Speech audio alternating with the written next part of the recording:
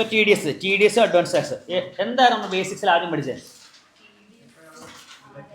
ആരാ T D S പിടിക്കണ്ടേ? പേര് വേണം ടി ഡി എസ് പിടിക്കാൻ. ഓക്കെ, എപ്പോൾ പിടിക്കണം? At the time of payment or crediting the account of pay. എപ്പോഴാണോ നിങ്ങൾ പൈസ കൊടുക്കുന്നത് അല്ലെങ്കിൽ എപ്പോഴാണോ നിങ്ങൾ ബുക്സിൽ എൻട്രി ഇടുന്നത്, എപ്പോഴാണ് നമ്മൾ ബുക്സിൽ എൻട്രി ഇടുന്നത് അല്ലെങ്കിൽ എപ്പോഴാണ് നമ്മൾ പേയ്മെന്റ് കൊടുക്കുന്നത്, സോ ആ സമയത്ത് വേണം. Which ever is earlier. So ഇതാണ് നമ്മുടെ നോർമൽ അല്ലെങ്കിൽ ജനറൽ പറയുന്ന കണ്ടീഷൻ അല്ലേ. പക്ഷെ ചില കേസ് നമ്മൾ എപ്പോഴേ പിടിച്ചാൽ മതി? At the time of payment. എപ്പോൾ പൈസ കൊടുക്കുന്നോ പിടിച്ചാൽ മതി. ഏതൊക്കെയാണ്? സാലറി വരാം, ഇ പി എഫിൻ്റെ വിഡ്രോവൽ വരാം, ക്യാഷ്വൽ ഇൻകം വരാം, മെച്യൂരിറ്റി പോളിസി ഏതാ 194 ഇൻഷുറൻസ് പോളിസിയുടെ മെച്യൂരിറ്റി വരാം, dividend, cash withdrawal, business or പ്രൊഫഷനിൽ വരുന്ന perquisite, then compulsory acquisition. So ഈ 8 കേസിൽ എപ്പോൾ പിടിച്ചാൽ മതി? At the time of payment. Okay, then ആർക്കൊക്കെ കൊടുക്കുവാണെങ്കിൽ ടി ഡി എസ് വരില്ല? Central government, state government, RBI, statutory corporation, mutual fund, ഇവർക്കൊന്നും എന്തില്ല? ടി ഡി എസ് ഇല്ല. ഇനി നമ്മുടെ ബില്ലിൽ GST കമ്പൗണ്ട് സെപ്പറേറ്റ് ആണെങ്കിൽ ഏതിന് വേണ്ട? GST കമ്പൗണ്ടിന് വേണ്ട. സെപ്പറേറ്റ് ഇല്ലെങ്കിൽ GST കമ്പൗണ്ടിന് വേണം. ഓക്കെ, ഇനി നിങ്ങളുടെ കൊമേഴ്ഷ്യൽ പർപ്പസ് ആണെങ്കിലും പേഴ്സണൽ പർപ്പസ് ആണെങ്കിലും എന്ത് വരാം? ടി ഡി എസ് വരാം. വരുമെന്നല്ല, വരാം. നമ്മുടെ പ്രൊഫഷണൽ ആപ്ലിക്കബിൾ ആണെങ്കിൽ വരാം. ഏതിനൊക്കെ വരില്ല? 194 194 ഏതിനില്ല? പേഴ്സണൽ പർപ്പസ് ഇല്ല. ഓക്കെ, ഇനി 206AA. എന്താണ് 206AA? നമുക്ക് മറ്റൊരാളുടെ പേയ്മെന്റ്, നമ്മൾ മറ്റൊരാൾക്ക് പേയ്മെന്റ് കൊടുക്കുമ്പോഴല്ലേ ടി ഡി എസ് പിടിക്കണ്ടേ? സോ ആ ടി ഡി എസ് പിടിക്കണം എന്നുണ്ടെങ്കിൽ അയാൾ എന്ത് വരണം? പാൻ കാർഡ് തരണം. അയാൾ പാൻ കാർഡ് തന്നില്ലെങ്കിൽ ഹയർ റേറ്റിൽ ടി ഡി എസ് പിടിക്കും. ഓക്കെ, ഏതാ higher rate or 20%, whichever is higher. Okay, 194Q ആണെങ്കിൽ ആ ഹയർ റേറ്റ് എത്രയായിട്ട് മാറി? 5% ആയിട്ട് മാറി. അത് ക്ലിയർ ആണോ? ഇതായിരുന്നു നമ്മൾ ബേസിക്സ് പറഞ്ഞു. ദെൻ ഏതാ നമ്മൾ ഫസ്റ്റ് പറഞ്ഞു? 192 ഏതാ? സാലറി. ആര് പിടിക്കണം? എംപ്ലോയർ. ആർക്ക് കൊടുക്കുമ്പോൾ? എംപ്ലോയിക്ക് കൊടുക്കും. അത് റെസിഡന്റ് ആവാം, നോൺ റെസിഡന്റ് ആവാം. ഏത് റേറ്റിൽ? നമ്മുടെ നോർമൽ സ്ലാബ് റേറ്റിൽ. എത്രയും എക്സംഷൻ ഏതുവരെയാണെങ്കിൽ വേണ്ട? If total income of an employee is up to basic exemption limit. Okay, basic exemption limit താഴെയാണുള്ളെങ്കിൽ എന്തായാലും എന്ത് വരില്ല? ടാക്സും വരില്ല, ടി ഡി എസും വരില്ല. ഓക്കെ, ക്ലിയർ ആയോ? ഇനി ദെൻ നെക്സ്റ്റ് 192A. എന്താണ് 192A? Accumulated balance of RPF. നിങ്ങൾ RPF നിന്ന് വിഡ്രോ ചെയ്യുന്നു. ആര് പിടിക്കും? ആരാണോ ഫണ്ട് തരുന്നത് അവർ ടി ഡി എസ് പിടിക്കും. ആർക്ക് കൊടുത്താൽ? എംപ്ലോയിക്കല്ല RPF കോൺട്രിബ്യൂഷൻ ഉണ്ടാവുള്ളൂ. അത് റെസിഡന്റ് ആവാം, നോൺ റെസിഡന്റ് ആവാം. എത്ര ശതമാനം? 10%. എക്സംഷൻ എത്ര വരെ ആണെങ്കിൽ വേണ്ട? അപ് ടു 50,000 ആണെങ്കിൽ വേണ്ട. പിന്നെയോ ഒരു കേസും കൂടെ ഉണ്ട്. ഏതാ ഇല്ലാത്ത? ഈ RPF വിഡ്രോവൽ നിങ്ങൾക്ക് ടാക്സബിൾ അല്ലെങ്കിൽ എന്ത് വരില്ല? ടി ഡി എസ് വരില്ല. ഓക്കെ, എംപ്ലോയിക്ക് ആ വിഡ്രോവൽ എമൗണ്ട് ടാക്സബിൾ അല്ലെങ്കിൽ ആര് പിടിക്കണ്ട? ഫണ്ട് തരുന്ന ആൾ ടി ഡി എസ് പിടിക്കണ്ട. ഓക്കെ, ടാക്സബിൾ ആണല്ലേ ടി ഡി എസിൻ്റെ ഇംപ്ലിക്കേഷൻ ഉള്ളൂ. എപ്പോഴാണ് ടാക്സബിൾ അല്ലാതെ ആവുക? നിങ്ങൾ 5 വർഷത്തിൽ കൂടുതൽ സർവീസ് ചെയ്തിട്ടാണ് ഇറങ്ങുന്നുണ്ടെങ്കിൽ എന്താവില്ല? ടാക്സബിൾ ആവില്ല. ഓക്കെ, നമ്മളിന്ന് സാലറി പഠിക്കും. ഓക്കെ, RPF എന്നുള്ള വിഡ്രോവൽ 5 ഇയർ സർവീസിന് ശേഷമാണ് നമ്മൾ വിഡ്രോ ചെയ്യുന്നുണ്ടെങ്കിൽ എന്തല്ല? ടാക്സബിൾ അല്ല. സോ 5 ഇയർ സർവീസിന് ശേഷമാണ് നമ്മൾ വിഡ്രോ ചെയ്യുന്നുണ്ടെങ്കിൽ ടി ഡി എസും പിടിക്കില്ല. ദെൻ നെക്സ്റ്റ് സെക്ഷൻ 193 ഏതായിരുന്നു? Interest on security. എത്ര ശതമാനം പിടിക്കണം? എത്ര limit? 10,000 during the financial year. Okay, up to 10,000 ആണെങ്കിൽ ടി ഡി എസ് ഇല്ല. 10,000 മേലെ പോയാൽ ടി ഡി എസ് വരും. ദെൻ നെക്സ്റ്റ് 194 ഏതാ? 194 ഡിവിഡൻഡ്. എത്ര ശതമാനം വരും? 10%. ലിമിറ്റ് 10,000. ഇൻഡിവിജ്വലിനോ പേയ്ക്കോ ആണോ? കിട്ടുന്നതോ കൊടുക്കുന്നതോ? കൊടുക്കുന്ന എപ്പോഴും ആരായിരിക്കുള്ളൂ? ഡിവിഡൻഡ് അല്ലേ? കൊടുക്കുന്ന എപ്പോഴും ആരായിരിക്കും? കമ്പനി. ഇൻഡിവിജ്വൽ കൊടുക്കുമോ? ഇല്ല. ഇൻഡിവിജ്വൽ പേയ് ആണ്. കിട്ടുന്നയാൾ ഇൻഡിവിജ്വലാണ്. ഷെയർ ഹോൾഡർക്കല്ലേ ഡിവിഡൻഡ് കിട്ടുക. സോ ഷെയർ ഹോൾഡർ ഒരു ഇൻഡിവിജ്വലാണ്. അങ്ങനെയാണെങ്കിൽ എത്ര എമൗണ്ട് വരെ വേണ്ട? 10,000 വരെയാണ് ഡിവിഡൻഡ് കൊടുക്കുന്നുണ്ടെങ്കിൽ ടി ഡി എസ് പിടിക്കേണ്ട. അതിന് മേലെ കൊടുത്താൽ full amount T D S. Okay, ബാക്കിയുള്ളവർക്കോ? No threshold. അപ്പോൾ കമ്പനിക്ക് തന്നെ ടി ഡി എസ് കൊടുക്കാം. സോ ഡിവിഡൻഡ് കൊടുക്കാം. കമ്പനി വേണമെങ്കിൽ ഫേമിന് കൊടുക്കാം, കമ്പനി വേണമെങ്കിൽ HUF കൊടുക്കാം. സോ ഇവർക്കൊക്കെ കൊടുക്കുവാണെങ്കിൽ എന്തില്ല? ലിമിറ്റ് ഇല്ല. 1000 രൂപ കൊടുത്താൽ എന്ത് പിടിക്കണം? ടി ഡി എസ് പിടിക്കും. ഓക്കെ, ദെൻ 194A ഏതാ? നമ്മൾ നേരത്തെ ഒരു ഇൻട്രസ്റ്റ് എടുത്തു, ഇൻട്രസ്റ്റ് ഓൺ സെക്യൂരിറ്റീസ്. അതല്ലാതെ ബാക്കിയുള്ള എല്ലാ ഇൻട്രസ്റ്റും എവിടെ കവർ ആവുന്നത്? 194A. ഇനി പേർ ആരായിരിക്കണം? ഈ കണ്ടീഷൻ നമ്മൾ ഇനി പഠിക്കാൻ പോകുന്ന മിക്ക സെക്ഷനിലും ഇതാണ് നമ്മുടെ കണ്ടീഷൻ അല്ലേ? എന്തായിരുന്നു? Any person other than individual H ആണെങ്കിൽ ടേൺ ഓവർ 1 കോടി എക്സീഡ് ചെയ്യണം, റെസിപ്റ്റ്സ് 50 ലക്ഷം എക്സീഡ് ചെയ്യണം. ഓക്കെ ആണല്ലോ. പേ ആരായിരുന്നു? മതി റെസിഡൻ്റ് ആയിരിക്കണം. എത്ര ശതമാനം? 10%. Okay. Interest paid by exemption limit, ബാങ്കാണ് ഇൻട്രസ്റ്റ് കൊടുക്കുന്നതെന്നുണ്ടെങ്കിൽ 50,000. ബാങ്കാണ് ഇൻട്രസ്റ്റ് കൊടുക്കുന്നത്, കിട്ടുന്നതല്ല, ബാങ്കാണ് ഇൻട്രസ്റ്റ് കൊടുക്കുന്നത്. ബാങ്കാണ് ഇൻട്രസ്റ്റ് കൊടുക്കുന്നതെന്നുണ്ടെങ്കിൽ 50,000. ബാക്കിയുള്ളവർ കൊടുത്താലോ 10,000. ഓക്കെ. ബാങ്കാണ് ഇൻട്രസ്റ്റ് കൊടുക്കുന്നുണ്ടെങ്കിൽ 50,000, ബാക്കിയുള്ളവർ കൊടുത്താൽ 10,000. ഇനി ബാങ്ക് സീനിയർ സിറ്റിസൺ ആണെങ്കിൽ അത് 1 lakh. Okay. Bank senior citizen ആണെങ്കിൽ 1 lakh. ഓക്കെ. ഇനി ഏതിനൊക്കെ TDS ഇല്ല? സേവിങ്സിനില്ല. ഫേം പാർട്ട്നേഴ്സിന് കൊടുക്കുന്നതിന് ഏതില്ല? 194A ഇല്ല. പകരം ഏത് വരും? 194T വരും. നമ്മൾ അവസാനം പഠിച്ചില്ലേ? 194T വരും. ദെൻ ഇൻകം ടാക്സ് റീഫണ്ടിന് വരില്ല.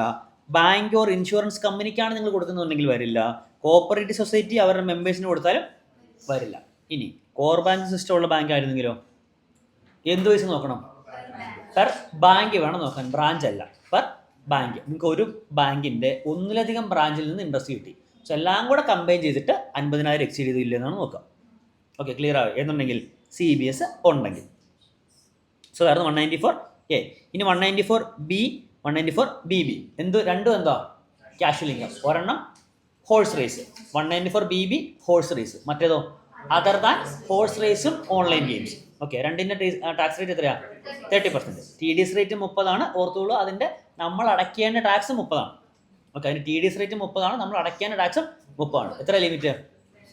10,000 പെർ ട്രാൻസാക്ഷൻ. 10,000 per transaction. നമ്മൾ ഇതിനു മുമ്പ് പഠിച്ച ലിമിറ്റേക്കോ 4 ഇയർ ആയിരുന്നു അല്ലേ? 50,000 4 ഇയർ, അല്ലെങ്കിൽ 10,000 4 ഇയറാണ്. ഇവിടെയോ 10,000 4 ട്രാൻസാക്ഷനാണ്. അത് നിങ്ങളൊരു 9,000-ൻ്റെ 10 തവണ നിങ്ങൾ ജയിച്ചു. TDS വരുമോ? ഇല്ല. കാരണം ഓരോ ട്രാൻസാക്ഷനും 10 താഴെയാണ്. ഓരോ ട്രാൻസാക്ഷൻ 10 താഴെയാണെങ്കിൽ എന്ത് വരില്ല? TDS. അവിടെ അഗ്രിഗേറ്റ് നോക്കില്ല. ഓക്കെ. ക്യാഷ്വൽ ഇൻകത്തിൻ്റെ കേസിൽ നമ്മൾ എന്ത് നോക്കണ്ട? അഗ്രിഗേറ്റ് നോക്കണ്ട. ബാക്കിയുള്ളതിലെല്ലാം നമ്മൾ എന്താ പഠിച്ചേ? ഈ 10,000 അല്ലെങ്കിൽ 50,000 എന്ന് പറയുന്നത് എന്താ? Aggregate amount. പലപ്പോഴായിട്ട് കൊടുത്തു, അത് 50,000 എക്സീഡ് ചെയ്തു, എന്ത് വരും? TDS വരും. ഓക്കെ. നമ്മൾ ഈ പറഞ്ഞ ഡിവിഡൻഡ് 10,000, ഒരു ആദ്യത്തെ മാസം ഒരു 2,000 കൊടുത്തു, പിന്നത്തെ മാസം ഒരു 3,000 കൊടുത്തു. സോ അങ്ങനെ ഒരു വർഷത്തിൽ 10,000 എക്സീഡ് ചെയ്താൽ എന്ത് വരും? TDS വരും. പക്ഷേ ക്യാഷ്വൽ ഇൻകത്തിൻ്റെ കേസിലോ പെർ ട്രാൻസാക്ഷൻ ആണ്. ഇപ്പോൾ ഫസ്റ്റ് നിങ്ങൾക്ക് 8,000 കിട്ടി, TDS വരുമോ? ഇല്ല. രണ്ടാമത് നിങ്ങൾക്ക് ഒരു 9,000 കിട്ടി, TDS വരുമോ? ഇല്ല. അവിടെ അഗ്രിഗേറ്റ് എമൗണ്ട് നോക്കണം. ഓരോ ട്രാൻസാക്ഷനും 10,000-ൽ കൂടുതലാണ് താഴെയാണ്. 10,000-ൽ കൂടുതലാണെങ്കിൽ TDS വരും, 10,000-ൽ താഴെയാണ് TDS വരില്ല. Okay. Then 194BB same 30%, 10,000. Okay. Then 194BA. 194BA എന്താണ്? 194BA online game. എത്ര ശതമാനം? സെയിം 30%. എന്താ ഡിഫറൻസ് ഉള്ളത്? നമുക്കിവിടെ എക്സംഷൻ ഇല്ല. ഈവൻ മൈന്യൂട്ട് എമൗണ്ട് ആണെങ്കിലും എന്ത് പിടിക്കും? TDS പിടിക്കും. ഓക്കെ. മൈന്യൂട്ട് എമൗണ്ട് ആണെങ്കിലും TDS പിടിക്കും. ഓക്കെ. പിന്നെ നമ്മൾ എന്താ ക്യാഷ്വൽ ഇൻകത്തിൽ മെയിനായിട്ട് പഠിച്ചേ? നിങ്ങൾക്ക് വിന്നിങ്സ് ഇൻ കൈൻഡ് ആണെങ്കിൽ എന്ത് ചെയ്തിരിക്കണം? ആറ് ഉറപ്പ് വരുത്തണം? പെയറല്ലേ TDS പഠിക്കണ്ടേ? സോ പെയർ എന്ത് ഉറപ്പ് വരുത്തിയിരിക്കണം? TDS അടച്ചു എന്ന് ഉറപ്പ് വരുത്തിയതിന് ശേഷം മാത്രം എന്ത് ചെയ്യാവുള്ളൂ?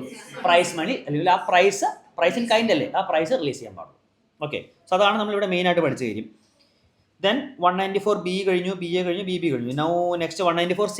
എന്തായിരുന്നു 194C? കോൺട്രാക്ട്. 194C contract. ആർക്കാ? ഇനി person other than individual HF. Individual HF ആണെങ്കിൽ ടേൺ ഓവർ 1 കോടി, റെസിപ്റ്റ്സ് 50 ലക്ഷം. ആർക്ക് കൊടുത്താൽ? റെസിഡൻറ്റിന് കൊടുത്താൽ. ഇനി എത്ര റേറ്റ്? ഇൻഡിവിജ്വൽ ഓർ HUF ആണെങ്കിൽ 1%, ബാക്കിയുള്ളവർക്കെല്ലാം 2%. അപ്പോൾ കമ്പനി ആണെങ്കിൽ 2%. ഓക്കെ. കിട്ടുന്നതോ കൊടുക്കുന്നതോ? കിട്ടുന്നത് കമ്പനിയാണെങ്കിൽ അത് ഓർത്തുകൊള്ളാം. അപ്പോൾ ക്വസ്റ്റ്യനിൽ തരുമ്പോൾ നിങ്ങൾക്ക് ഒരു കമ്പനിയുടെ പേരുണ്ടാവും, ഒരു ഇൻഡിവിജ്വലിൻ്റെ പേരുണ്ടാവും. ഓക്കെ. അതിൽ ഇൻഡിവിജ്വൽ പെയറാണോ പേ ചെയ്യണോ, കമ്പനി പെയറാണോ പേ ചെയ്യണോ? സോ അത് ശ്രദ്ധിച്ചോണം.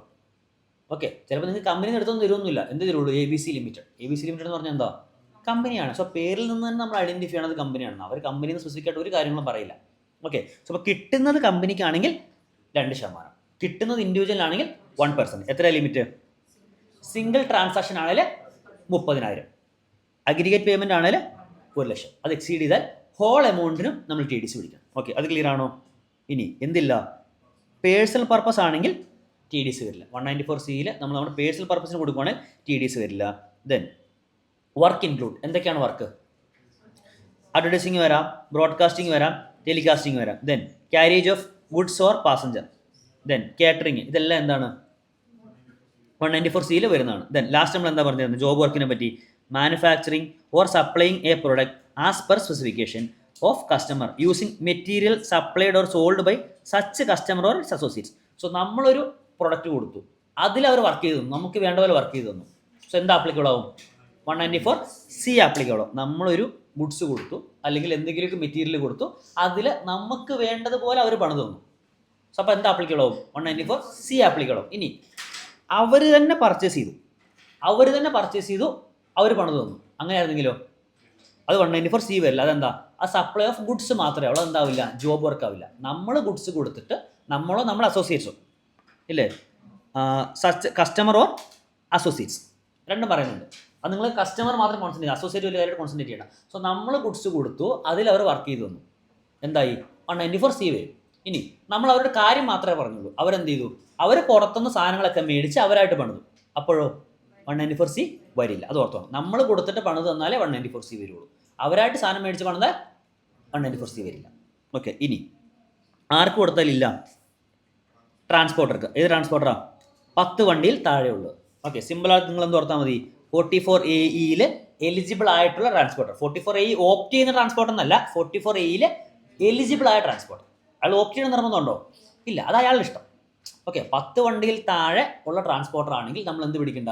TDS പിടിക്കണ്ട. പകരം അയാൾ എന്ത് തരണം? ഡിക്ലറേഷൻ തരണം. എന്തായിരിക്കും ഡിക്ലറേഷന് വേണ്ടേ? അയാൾക്ക് 10 വണ്ടി താഴെ ഉള്ളൂ എന്ന്. അതല്ല നമുക്ക് വേണ്ട കണ്ടീഷൻ. സോ അയാൾക്ക് 10 വണ്ടിയിൽ താഴെ ഉള്ളൂ എന്നുള്ള ഡിക്ലറേഷൻ അയാൾ തരണം, പ്ലസ് അയാളുടെ പാൻ കാർഡും തരണം. ഓക്കെ. അയാൾക്ക് 10 വണ്ടി താഴെ ഡിക്ലറേഷൻ തരണം, പ്ലസ് അയാളുടെ പാൻ കാർഡും തരണം. അങ്ങനെയാണെങ്കിൽ അയാൾക്ക് എത്ര എമൗണ്ട് കൊടുത്താലും, 30,000 എക്സീഡ് ചെയ്താലും അല്ലെങ്കിൽ 1 ലക്ഷം എക്സീഡ് ചെയ്താലും നമ്മൾ എന്ത് പിടിക്കണ്ട? TDS പിടിക്കണം. ഓക്കെ. ദെൻ ജോബ് വർക്കിൻ്റെ കേസിൽ മെറ്റീരിയലിൻ്റെ വാല്യൂ സെപ്പറേറ്റ്ലി മെൻഷൻ ചെയ്തിട്ടുണ്ടെങ്കിൽ മെറ്റീരിയലിൻ്റെ വാല്യൂവിന് വേണ്ട. ഏതിന് മാത്രം മതി? സർവീസിൻ്റെ വാല്യൂവിന് മാത്രം മതി. ഓക്കെ. നമ്മൾ GST പറഞ്ഞ പോലെ GST സെപ്പറേറ്റ്ലി മെൻഷൻഡ് ആണെങ്കിൽ GSTക്ക് വേണ്ട. ഓക്കെ. ക്ലിയർ? സോ അതായിരുന്നു 194C. ഇനി 194D. ഏതായിരുന്നു 194D? ഓക്കെ. 194D ഉണ്ട്, 194G ഉണ്ട്, 194H ഉണ്ട്. എല്ലാം ഒരേപോലെ. എന്താ? 3 കമ്മീഷനാണ്. പറഞ്ഞ ഇൻഷുറൻസ് കമ്മീഷൻ, മറ്റേ ലോട്ടറി കമ്മീഷൻ, പിന്നെ ബാക്കിയുള്ള കമ്മീഷൻ. ഓക്കെ. എത്ര റേറ്റ്? 2%. എല്ലായിടത്തും 2%. 3 2%. ലിമിറ്റോ? 3 20,000. 3 20,000. എവിടെ ഡിഫറൻസ് ഉള്ളത്? ഇൻഷുറൻസ് കമ്മീഷൻ ആണെങ്കിൽ നിങ്ങൾ ഡൊമസ്റ്റിക് കമ്പനിക്കാണ് കൊടുക്കുന്നതെങ്കിൽ 10%. കിട്ടുന്നോ കൊടുക്കുന്നോ? ഡൊമസ്റ്റിക് കമ്പനിക്കാണോ കിട്ടുന്നത്, അതോ ഡൊമസ്റ്റിക് കമ്പനി കൊടുക്കുവാണോ വേണ്ടേ? ഡൊമസ്റ്റിക് കമ്പനിക്ക് കിട്ടുന്നു അല്ലേ? If payee is a domestic company. So domestic കമ്പനിക്കാണ് കിട്ടുന്നതെന്നുണ്ടെങ്കിൽ 10%. ബാക്കിയുള്ളവർക്കെല്ലാം 2%. ബാക്കി എല്ലാ സാധനവും സെയിം. ഓക്കെ. ബാക്കി എല്ലാ സാധനവും സെയിം. ക്ലിയർ ആയോ? 2% ലിമിറ്റ് അപ് ടു 20,000. ഓക്കെ. ഇനി സോ ഇതൊന്നും വലിയ എത്ര ഇമ്പോർട്ടൻസ് ഉള്ള കാര്യമല്ല. ഇതൊന്നും അങ്ങനെ ചോദിക്കുന്നില്ല. ഈ BSNL MTNL കഥയൊക്കെ മെറ്റീരിയൽ ഉണ്ടോയെന്ന് വെച്ചാൽ ഉണ്ട്, സെക്ഷൻ ആക്റ്റിലും ഉണ്ട്. പക്ഷേ ഇതൊക്കെ ജാമ്പവാൻ്റെ കാലത്തുള്ള പ്രൊവിഷൻ. ഇപ്പോൾ ആരെങ്കിലും നിങ്ങൾ തന്നെ ഇപ്പോൾ PC എവിടെയും കാണാറുണ്ടോ? ഇല്ല. ഇപ്പോൾ ആ സാധനം ഇല്ല. ഇപ്പോൾ എല്ലാവരെങ്കിലും മൊബൈലല്ലേ അതുള്ളൂ. സോ ഇപ്പോൾ ഈ സാധനം ഒന്നും അങ്ങനെ ഉപയോഗമുള്ള സാധനമൊന്നും നിങ്ങളോട് ചോദിക്കില്ല. ഓക്കെ. Then 194DA. എന്താ 194DA? Maturity of life insurance policy. So നിങ്ങളൊരു ലൈഫ് ഇൻഷുറൻസ് പോളിസി എടുത്തു, അത് 1010Dയിൽ എക്സംപ്റ്റഡ് അല്ല. എന്താ 1010D നമ്മൾ പഠിച്ചേ? ഒരു പർട്ടിക്കുലർ ഡേറ്റിൽ ഒരു പർട്ടിക്കുലർ പ്രീമിയത്തിൽ താഴെയാണെങ്കിൽ അതിൻ്റെ മെച്യൂരിറ്റി പ്രൊസീഡിങ്സ് എക്സംപ്റ്റഡ് ആണ്. അതല്ല നമ്മൾ 1010Dയിൽ പഠിച്ചേ. ഓക്കെ. സോ അപ്പോൾ ആ 1010Dയിൽ എക്സംപ്റ്റഡ് അല്ലാത്ത പോളിസി ആണെങ്കിലല്ലേ ടാക്സബിൾ ആവുള്ളൂ. സോ അങ്ങനെ ഒരു ടാക്സബിൾ പോളിസി ആണെങ്കിൽ നിങ്ങൾക്കൊരു ഇൻകം കമ്പോണൻറ്റ് ഉണ്ടാവില്ലേ? ഏതാണ് income component? Maturity amount minus നമ്മളടച്ച premium. So maturity amount minus നമ്മളടച്ച പ്രീമിയം. സോ ആ എമൗണ്ടിൻ്റെ മേലെ അവർ എത്ര എമൗണ്ട് TDS പിടിക്കും? 2% TDS പിടിക്കും. ഓക്കെ. എത്ര limit? If maturity amount is less than 1 lakh. നമ്മുടെ ഇൻകം കമ്പോണൻ്റ് അല്ല, മെച്യൂരിറ്റി എമൗണ്ട് 1 ലക്ഷത്തിൽ താഴെയാണെങ്കിൽ എന്ത് പിടിക്കില്ല? TDS പിടിക്കില്ല. ഓക്കെ. മെച്യൂരിറ്റി എമൗണ്ട് 1 ലക്ഷത്തിന് മേലെ പോയി, ഇൻകം കമ്പോണൻ്റ് 1 ലക്ഷത്തിൽ താഴെയായിരുന്നു, എന്നാലോ TDS വരുമോ ഇല്ലയോ? TDS വരും. എന്താ പറയുന്നുള്ളൂ? മെച്യൂരിറ്റി എമൗണ്ട് 1 ലക്ഷത്തിൽ താഴെ ആയിരിക്കണം എന്നാണ് പറയുന്നുള്ളൂ. ഓക്കെ. മെച്യൂരിറ്റി എമൗണ്ട് 1 താഴെ പോയാലേ TDS പിടിക്കായിരിക്കുള്ളൂ. ഇൻകം കമ്പോണൻറ്റ് മേ ബി 10,000 ആയിരിക്കും ഉണ്ടാവുള്ളൂ. മെച്യൂരിറ്റി ചിലപ്പം 1.5 ലക്ഷം രൂപ ഉണ്ടായിരിക്കും. ഓക്കെ. ഇൻകം കമ്പോണൻറ്റ് 10,000 ഉണ്ടായിരിക്കുള്ളൂ, മെച്യൂരിറ്റി എമൗണ്ട് 1.5 ലക്ഷം ഉണ്ടാവും. സോ അങ്ങനെയാണെങ്കിൽ ഏതിൻ്റെ മേലെ പിടിക്കും? 1.5 മേലെ പിടിക്കുമോ 10 മേലെ പിടിക്കുമോ? TDS ഏതിൻ്റെ മേലെ പിടിക്കണ്ടേ? Maturity minus total premium, income കമ്പോണൻറ്റിന് മേലെ. TDS പിടിക്കേണ്ടത് ഇൻകം കമ്പോണൻറ്റിൻ്റെ മേലെ, പക്ഷേ ലിമിറ്റ് നോക്കുന്നതോ മെച്യൂരിറ്റി എമൗണ്ട്. ഓക്കെ. TDS പിടിക്കേണ്ടത് ഇൻകം കമ്പോണൻറ്റിൻ്റെ മേലെ, പക്ഷേ ലിമിറ്റ് നോക്കുന്നത് മെച്യൂരിറ്റി എമൗണ്ടിൻ്റെ മേലെ. ഓക്കെ. ഇനി ഏതിന് വേണ്ട? 1010Dയിൽ എക്സ്റ്റൻഡഡ് പോളിസി ആണെങ്കിൽ വേണ്ട. സോ അതായിരുന്നു 194DA. Now next 194I. എന്താണ് 194I? റെൻറ്റ്. ആർക്ക് കൊടുത്താൽ? നമ്മുടെ നോർമൽ ബിസിനസ്സിൻ്റെയൊക്കെ കണ്ടീഷൻ. ഇനി person other than individual HUF. Individual HUF ആണെങ്കിൽ ടേൺ ഓവർ 1 കോടി, റെസിപ്റ്റ്സ് 50 ലക്ഷം രൂപ. ഓക്കെ, ആർക്ക് കൊടുത്താൽ? Resident person. എത്ര റേറ്റ്? പ്ലാന്റ് ആൻഡ് മെഷീനറി എക്യുപ്മെൻറ്റും ആണെങ്കിൽ 2%, ലാൻഡ് ആൻഡ് ബിൽഡിംഗ് ഫർണിച്ചറും ആണെങ്കിൽ 10%. ഓക്കെ, എത്ര limit? 50,000 per month. Salaried individual ആണല്ലോ. സാലറിഡ് ഇൻഡിവിജ്വൽ ആണ്. ഇത് ആപ്ലിക്കബിൾ ആവുമോ? ഇത് ആപ്ലിക്കബിൾ, അത് ഓർത്തുള്ളൂ. സാലറിഡ് ഇൻഡിവിജ്വൽ വെറുതെ തന്നാൽ എന്തില്ല? 194I വരില്ല. അവർക്ക് ഏത് വരാം? 194IB വരാം. വരുമെന്നല്ല, വരാം. ഓക്കെ, ഇതെന്തായാലും വരില്ല. 194I വരില്ല എന്നുള്ള ഓർമ്മ വേണം. എന്തുകൊണ്ടാണ്? സാലറിഡ് ഇൻഡിവിജ്വൽ ടേൺ ഓവർ ഇല്ല. ഓക്കെ, ക്ലിയർ ആയോ? ഇനി ഓക്കെ, അവിടെ നിൽക്കട്ടെ. Then next 194IB. IB പറഞ്ഞ് നമുക്ക് IAയിലേക്ക് പോകാം. എന്തായിരുന്നു IB? 194Iയിൽ പെടാത്തവർ. 194Iയിൽ പെടാത്തത്. പക്ഷെ ഇവിടെ ഏത് മാത്രമേ ഉള്ളൂ? ഇമ്മൂവബിൾ പ്രോപ്പർട്ടി മാത്രമേ ഉള്ളൂ. ഐയിൽ നമുക്ക് ഏതൊക്കെ ഉണ്ടായിരുന്നു? Plant and machinery equipment, furniture, then land and building. എന്നിട്ട് ലാൻഡ് ആൻഡ് ബിൽഡിംഗ് അല്ലേ ഇമ്മൂവബിൾ ഉള്ളൂ, ബാക്കിയെല്ലാം മൂവബിൾ പ്രോപ്പർട്ടി അല്ലേ. സോ ഐയിൽ മൂവബിളും ഉണ്ട് ഇമ്മൂവബിളും ഉണ്ട്. പക്ഷെ IBയിൽ ഏത് മാത്രമേ ഉള്ളൂ? ഇമ്മൂവബിൾ പ്രോപ്പർട്ടീസ് മാത്രമേ ഉള്ളൂ. എത്ര റേറ്റ്? 2%. എത്ര ലിമിറ്റ്? 50,000 per month. ഇവിടെ എന്താ ഡിഫറൻസ് ഉള്ളത്? പ്രത്യേകത എപ്പോൾ പിടിച്ചാൽ മതി TDS? ലാസ്റ്റ് മന്തിൽ. ഏത് ലാസ്റ്റ് മന്ത്? ഒന്നെങ്കിൽ നിങ്ങൾ ഫുൾ ഇയർ താമസിച്ചാൽ ആ ഇയറിൻ്റെ ലാസ്റ്റ് മന്തിൽ. നിങ്ങൾ ഇടയ്ക്ക് വെച്ച് വെക്കേറ്റ് ചെയ്യുവാണെങ്കിൽ എന്ന് വെക്കേറ്റ് ചെയ്യുന്ന അന്നത്തെ. ഓക്കെ, എന്ന് വെക്കേറ്റ് ചെയ്യുന്ന അന്നത്തെ. പിന്നെ മാക്സിമം TDS എത്ര എക്സീഡ് ചെയ്യാൻ പാടില്ല? നിങ്ങളുടെ ലാസ്റ്റ് മന്ത് റെൻറ്റിനെ എക്സീഡ് ചെയ്യാൻ പാടില്ല, ഇല്ലേ? Maximum TDS. ഇപ്പം മേ ബി അയാൾ പാൻ കാർഡ് തന്നില്ല, അങ്ങനെയാണെങ്കിൽ 2% മതിയോ? പോരാ, ഇതിലേക്ക് പോകണം, 20%ലേക്ക് പോകണം. സോ ആ 20% കമ്പ്യൂട്ട് ചെയ്യുമ്പോൾ മേ ബി നിങ്ങൾ ലാസ്റ്റ് മാസം കൊടുക്കാനുള്ള റെൻറ്റിനേക്കാൾ കൂടുതൽ TDS വരാം. അങ്ങനെ റെൻറ്റിനേക്കാൾ കൂടുതൽ TDS വന്നിട്ടുണ്ടെങ്കിൽ നിങ്ങൾ എത്ര എമൗണ്ട് TDS അടച്ചാൽ മതി? നിങ്ങൾ ലാസ്റ്റ് മാസം എത്രയായിരുന്നു റെൻറ്റ്, ആ റെൻറ്റ് എമൗണ്ട് TDS പിടിച്ചാൽ മതി. അതാണ് ഇത് 194IB. ഇനി 194IA. എന്താണ് 194IA?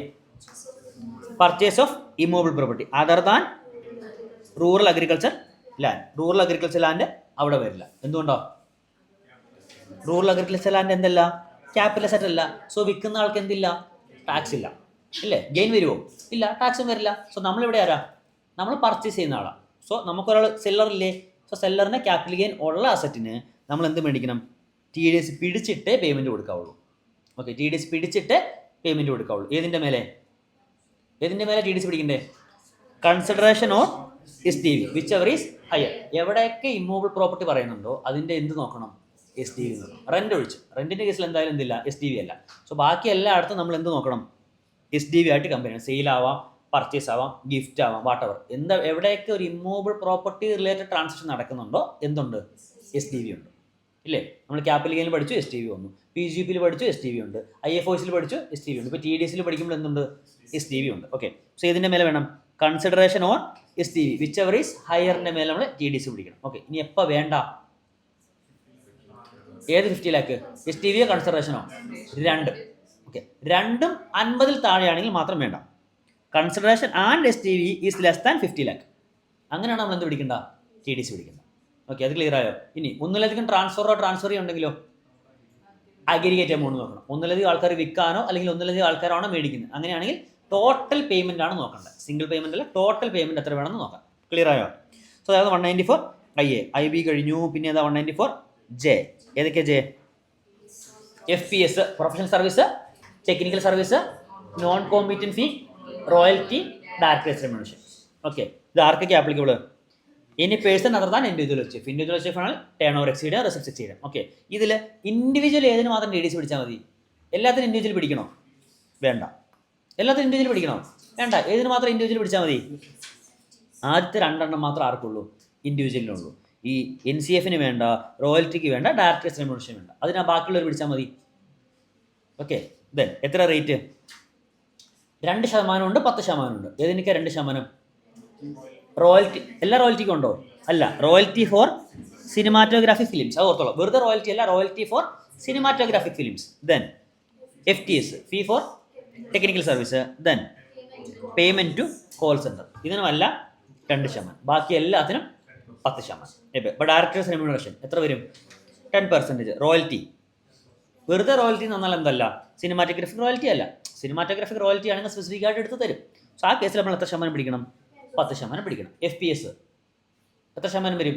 FTS അല്ല, FPS 10%. FTSനാണ് 2%.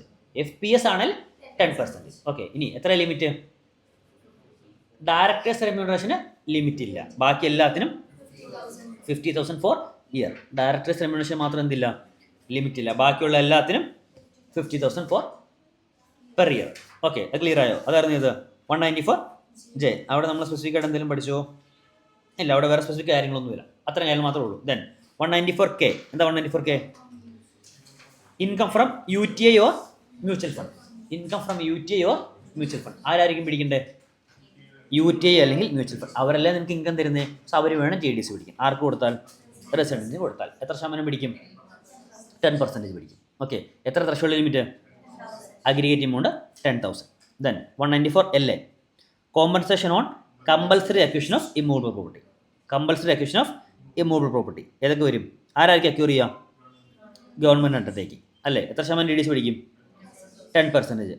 If amount exceeding 50,000. 50,000 exceed ചെയ്താലേ വരുള്ളൂ. ഓക്കെ, ഏതിന് വരില്ല?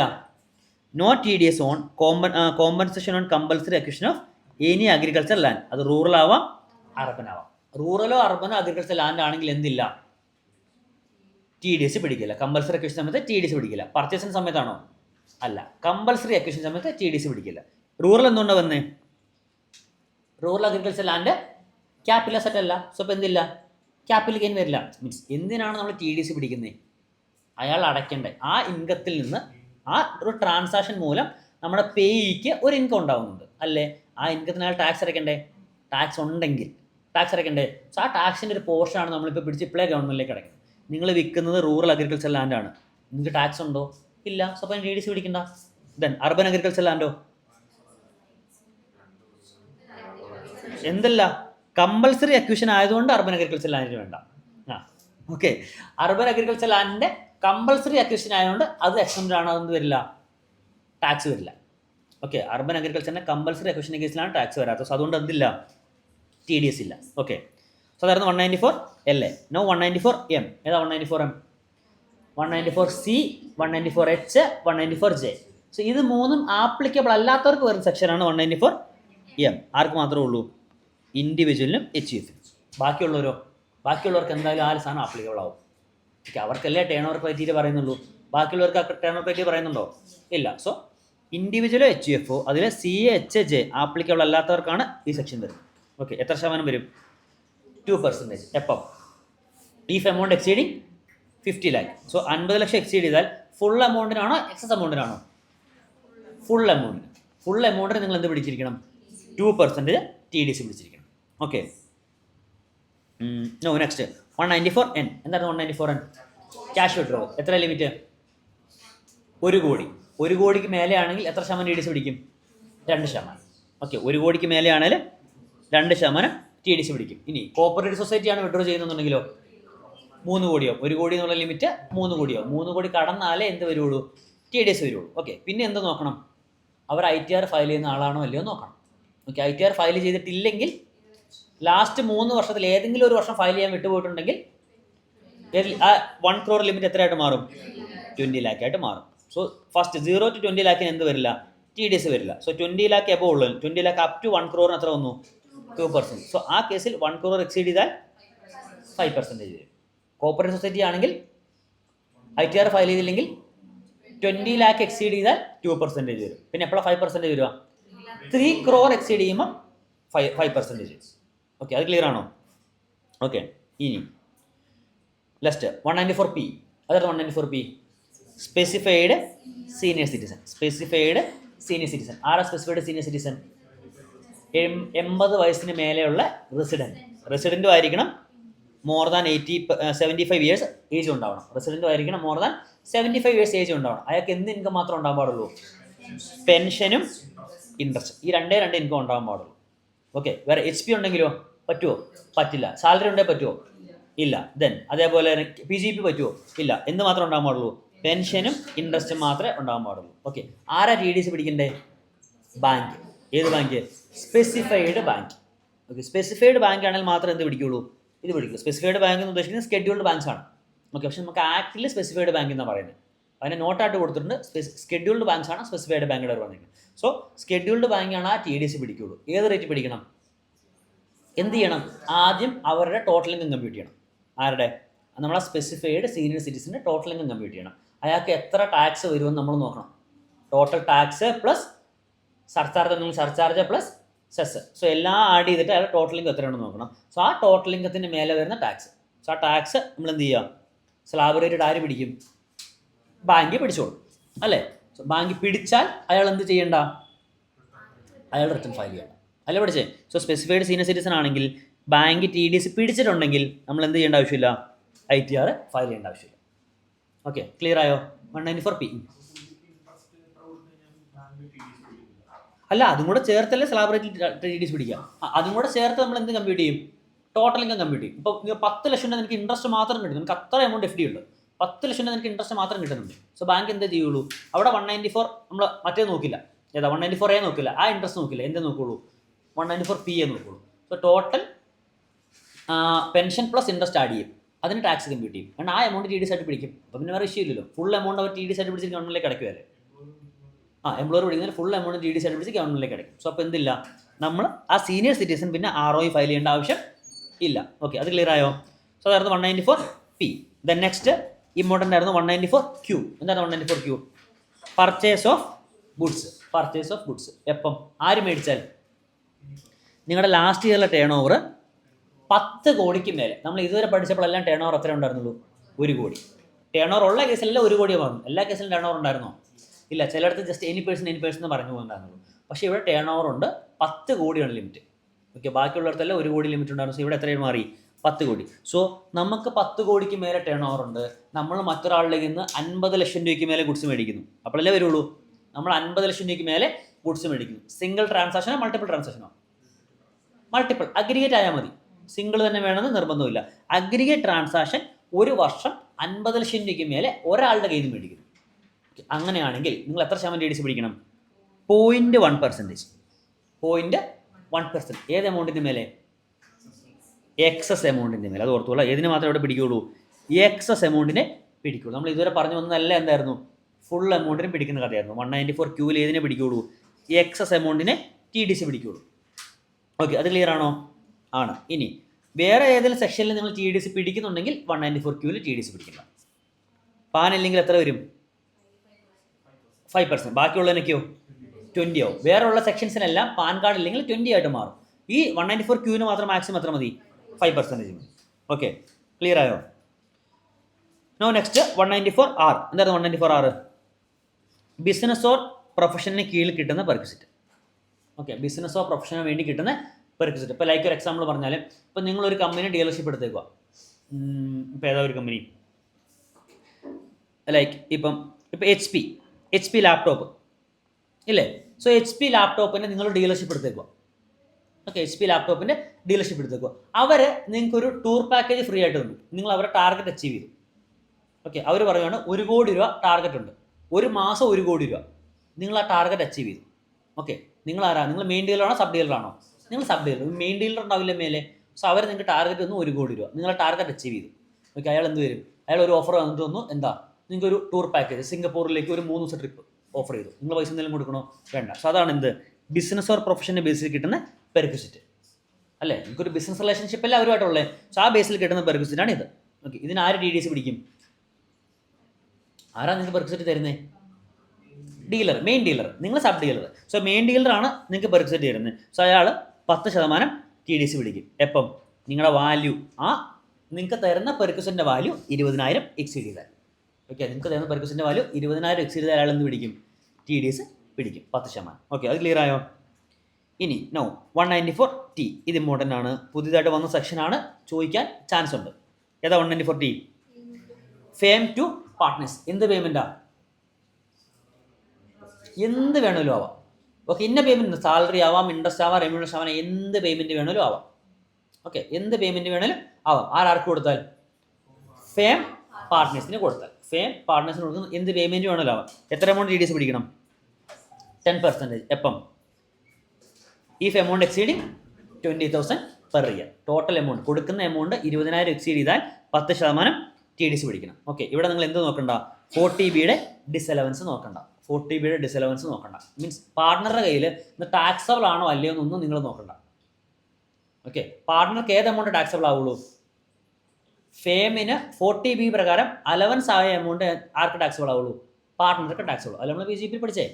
ഫേമിന് 40B പ്രകാരം നമ്മൾ പഠിച്ച ലിമിറ്റ് ഇല്ലേ, ഇൻട്രസ്റ്റിന് 12%, റെമ്യൂണറേഷൻ ആണെങ്കിൽ 6 lakh വരെ 90% or 3 lakh whichever is higher. Extra എമൗണ്ടിന് 60%. സോ അതാണ് നമ്മൾ 40Bയിലെ ലിമിറ്റ്. സോ ആ ലിമിറ്റ് വരെ ഫേമിന് എന്ത് കിട്ടും? ഡിഡക്ഷൻ കിട്ടും. സോ ആ ലിമിറ്റ് വരെ ആര് ടാക്സ് അടച്ചാൽ മതി? പാർട്ണർ ടാക്സ് അടച്ചു. ബാക്കിയുള്ള ആര് ടാക്സ് അടച്ചോളും? ഫേം ടാക്സ് അടച്ചോളൂ. അല്ലെങ്കിൽ ബാക്കിയുള്ള എമൗണ്ട് ഫേമിന് ഡിസലവൻസ് ആണ്. അതൊന്നും നമ്മൾ 194Tയിൽ നോക്കണം. ഓക്കെ, പാർട്ണർക്ക് ടാക്സബിൾ ആണോ എക്സംപ്റ്റ് ആണോ ഒന്നും നോക്കണ്ട. നമ്മൾ എന്ത് ചെയ്തിരിക്കണം? ഫേം പാർട്ണർക്ക് പേയ്മെന്റ് കൊടുക്കുന്നുണ്ടോ TDS വിളിച്ചോളൂ. ടാക്സബിൾ ആണെങ്കിലും ശരി, എക്സംപ്റ്റഡ് ആണെങ്കിലും ശരി. ഓക്കെ, ക്ലിയർ ആയോ? ഇനി എന്താണ് സെക്ഷൻ 197? സോ TDSന്റെ സെക്ഷൻസ് കഴിഞ്ഞു. ഇനിയുള്ള അതിന് ജനറൽ സെക്ഷൻസ് ഏതാ? 197.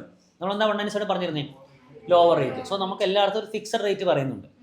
പക്ഷേ നമുക്ക് അത്ര ഇൻകം ഇല്ല, ടാക്സ് അടയ്ക്കാൻ വരാറില്ല. സോ അങ്ങനെയാണെങ്കിൽ നമുക്ക് എന്ത് ചെയ്യാൻ ഓപ്ഷൻ ഉണ്ട്? നമുക്ക് ആദ്യം AOയോട് റിക്വസ്റ്റ് ചെയ്യാം. എന്താ? നമുക്ക് ഇൻകം ഇല്ല, സോ ടാക്സ് കുറവാണ്, സോ TDSും കുറച്ച് പിടിക്കാനുള്ള സർട്ടിഫിക്കറ്റ് ഇഷ്യൂ ചെയ്തെന്ന് പറഞ്ഞാൽ അസസിംഗ് ഓഫീസർ റിക്വസ്റ്റ് ചെയ്യാം. സോ അയാൾ നോക്കിയിട്ട് കാര്യങ്ങളെല്ലാം ഓക്കെ ആണെങ്കിൽ അയാൾ എന്ത് തരും? ഒരു ലോവർ ഡിഡക്ഷൻ അല്ലെങ്കിൽ ഒരു നോ ഡിഡക്ഷൻ സർട്ടിഫിക്കറ്റ് തരും.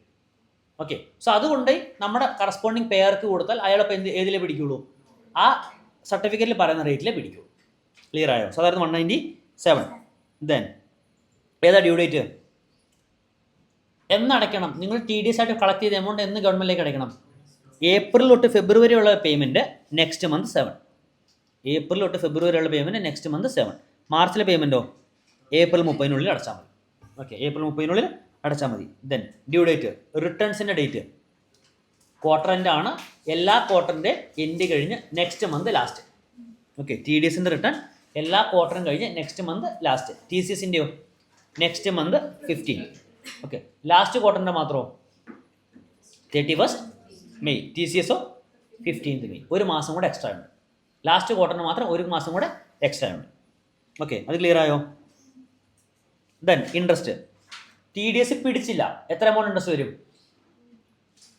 TDS പിടിച്ചില്ലെങ്കിൽ 1% per month or part of month. ഇനി TDS പിടിച്ചിട്ട് ഗവൺമെന്റിലേക്ക് അടച്ചില്ല, 1.5%. സോ അവിടെ നിങ്ങൾ പൈസ മേടിച്ച് വെച്ചേക്കുമല്ലേ, സോ നിങ്ങൾക്ക് ബെനിഫിറ്റ് അല്ലേ, അതുകൊണ്ടാണ് കൂടുതൽ ഇൻട്രസ്റ്റ്. മറ്റേ കേസിൽ നിങ്ങൾക്ക് എന്തെങ്കിലും ബെനിഫിറ്റ് ഉണ്ടോ? നിങ്ങൾ പിടിച്ചിട്ടേ ഇല്ലല്ലോ, സോ അതുകൊണ്ട് 1% ഇൻട്രസ്റ്റ്. രണ്ടാമത്തെ കേസിൽ നിങ്ങൾ TDS പിടിച്ചു, വിച്ച് മീൻസ് നിങ്ങളുടെ കയ്യിൽ പൈസ കിട്ടി ഇല്ലേ, ക്യാഷ് നിങ്ങളിൽ ഇരിക്കുമല്ലേ, സോ നിങ്ങളത് ഗവൺമെന്റിലേക്ക് അടച്ചോ? ഇല്ല, നിങ്ങൾക്ക് ആ ക്യാഷ് ഉപയോഗിക്കത്തില്ലേ? ഉപയോഗിച്ചു. സോ അത് നിങ്ങൾക്കൊരു ബെനിഫിറ്റ് ആണ്. സോ അതുകൊണ്ടാണ് 1.5% കൂടുതൽ ഇൻട്രസ്റ്റ് പറയുന്നത്. ക്ലിയർ ആയോ? സോ TDS പിടിച്ചില്ലെങ്കിൽ 1% ഉള്ളൂ, പിടിച്ചിട്ട് അടച്ചില്ലെങ്കിൽ 1.5%. ഓക്കെ, സോ അത്രയായിരുന്നു നമുക്ക് TDSൻ്റെ സെക്ഷൻസ് ഉണ്ടായിരുന്നത്. Now TCS. എന്തായിരുന്നു TCS? സെല്ലർ. നമ്മൾ പേയ്മെൻറ്റ് മേടിക്കുമ്പം, നമ്മളിപ്പോൾ സെല്ലറാണ്, നമ്മൾ പേയ്മെൻറ്റ് മേടിക്കുമ്പം TCSും കൂടെ കൂട്ടി മേടിക്കണം, ഒരു ടാക്സ് എമൗണ്ടും കൂടെ കൂട്ടി മേടിക്കണം. അതാണ് tax collection at source. Okay, എപ്പോൾ മേടിക്കണം? Receipt or debiting the books whichever is earlier. Same TDSന് എന്ത് പറഞ്ഞു അതേപോലെ തന്നെ. TDS നമ്മൾ എന്താ പറഞ്ഞത്? Payment or crediting the books. അതേപോലെ ഇവിടെ receipts or debiting the books whichever is earlier. ഇനി ഫസ്റ്റ് സെക്ഷൻ ഏതായിരുന്നു? ആദ്യത്തെ സെക്ഷൻ 206C1. 206C1 ഏതാ? Sale of specified goods. ഏതൊക്കെ നമ്മൾ specified goods? Alcoholic liquor for human consumption, scrap, minerals, timber, tendu leaves. എങ്ങനെ rate? ടിമ്പറിന് 2%, ടിൻഡു ലീവ്സിന് 5%, ബാക്കിയുള്ള എല്ലാം 1%. ഓക്കെ, എപ്പോൾ വേണ്ട?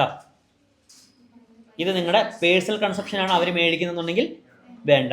ദെൻ പബ്ലിക് സെക്ടർ കമ്പനിയാണ് മേടിക്കുന്നുണ്ടെങ്കിൽ വേണ്ട.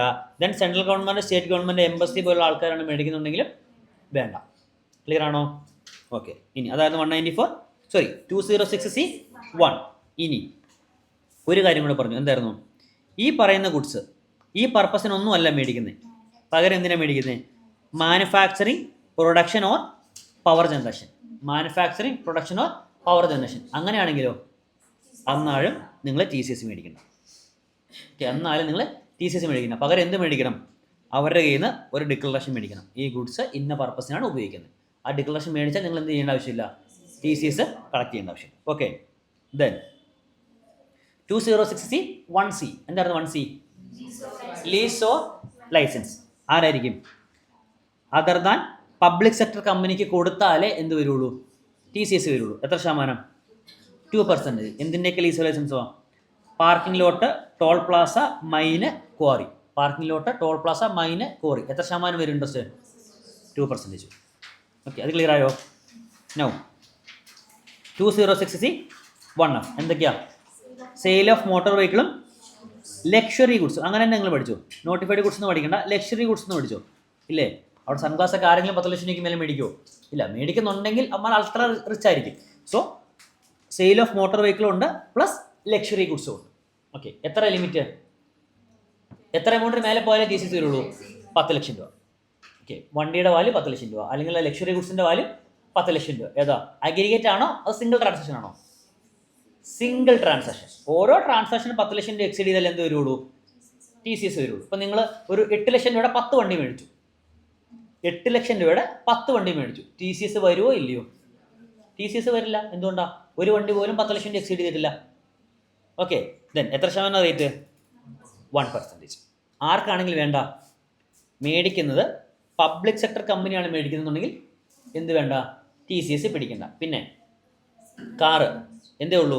റീറ്റെയിൽ ലെവലിലുള്ള സെയിൽസിനെ വരുള്ളൂ. അത് ഹോൾസെയിൽ ആണെങ്കിൽ ഡീലർ ടു ഡീലർ ആണ് സെയിൽ നടക്കുന്നുണ്ടെങ്കിൽ എന്ത് വരില്ല? വരില്ല. ആർക്ക് മാത്രമേ ഇപ്പോൾ വരുള്ളൂ? ഡീലർ ടു കസ്റ്റമർ അല്ലേ? ഡീലർ ടു കസ്റ്റമർ സെയിൽസിന് മാത്രമേ എന്ത് വരുള്ളൂ? TCS വരുള്ളൂ. ഡീലർ ടു ഡീലറാണ് സെയിൽ നടക്കുന്നുണ്ടെങ്കിൽ എന്തില്ല? TCS ഇല്ല. ക്ലിയർ ആയോ? ഇനി എന്തൊക്കെയാണ് നമ്മുടെ luxury goods? Wrist watch, antique painting sculptures, coin, stamp, yacht, rowing boat, canoe, helicopter, pair of sunglass, handbag, purse, shoe, sportswear, home theatre, horse. So ഇത്രയാണ് നമ്മുടെ ഏത് ലക്ഷറി ഗുഡ്സ്. സോ ഇതിൻ്റെ എല്ലാം ഏതെങ്കിലും ഒരു ഐറ്റം മേടിച്ചു, എൻ്റെ value എത്ര എക്സീഡ് ചെയ്യണം? 10 ലക്ഷം എക്സീഡ് ചെയ്യണം. സോ 10 ലക്ഷം എക്സീഡ് ചെയ്താൽ അവരെന്തും കൂടെ ചേർത്ത് കളക്ട് ചെയ്യും?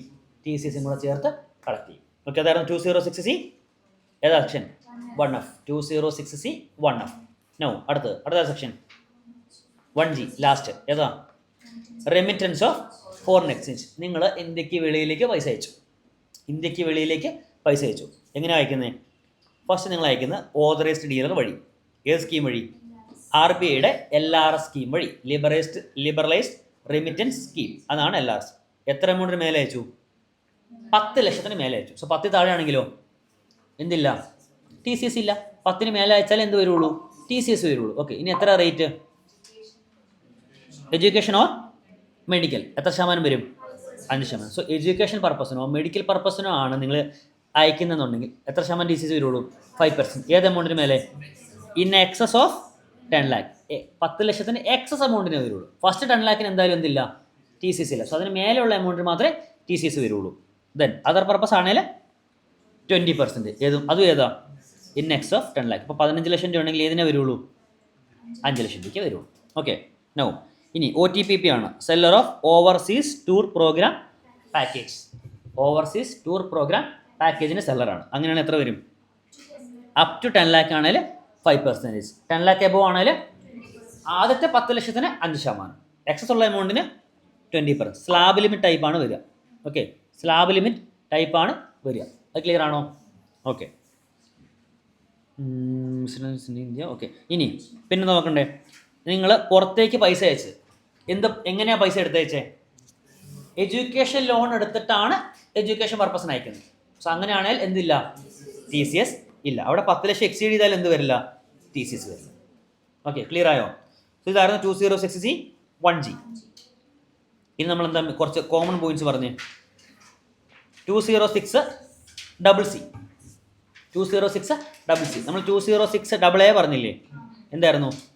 പാൻ കാർഡ് ഇല്ലെങ്കിൽ ഹയർ റേറ്റിൽ TDS പിടിക്കണം. സെയിം, പാൻ കാർഡ് ഇല്ലെങ്കിൽ ഹയർ റേറ്റിൽ TCS കളക്ട് ചെയ്യും. അതേ ഉള്ളൂ. എത്ര ശതമാനോട് വരിക? Twice of the rate or 5%, which ever is higher. അത് മാക്സിമം എത്ര ആവാൻ പാടുള്ളൂ? 20%. മാക്സിമം 20. അതിന് മേലെ എക്സീഡ് ചെയ്യാനും പാടില്ല. ഓക്കെ, അത് ക്ലിയർ ആയോ? ദെൻ ഇൻട്രസ്റ്റ് സെയിം, TDSന് സെയിം ആണ്. TCS കളക്ട് ചെയ്തില്ലെങ്കിൽ 1%, കളക്ട് ചെയ്തിട്ട് ഗവൺമെൻറ്റിലേക്ക് അടച്ചില്ലെങ്കിൽ 1.5%. ഇനി ഇതിൻ്റെ റിട്ടേൺ ഡിലേ ആയാലോ? 200 per day. ഏതാ സെക്ഷൻ? 234E. നമ്മൾ അവസാനം പിന്നെ എഴുതിയിട്ടുണ്ട്. സെയിം സെക്ഷൻ തന്നെയാണ് എഴുതിയിരിക്കുന്നത്, 234E. ഓക്കെ, സോ അതായിരുന്നു ഏത്? TDS, TCS. ദെൻ നമ്മൾ ഇന്ന് രാവിലെ പഠിച്ചത് അഡ്വാൻസ് ടാക്സ്. എപ്പോഴാണ് അഡ്വാൻസ് ടാക്സ് അടയ്ക്കണ്ടേ?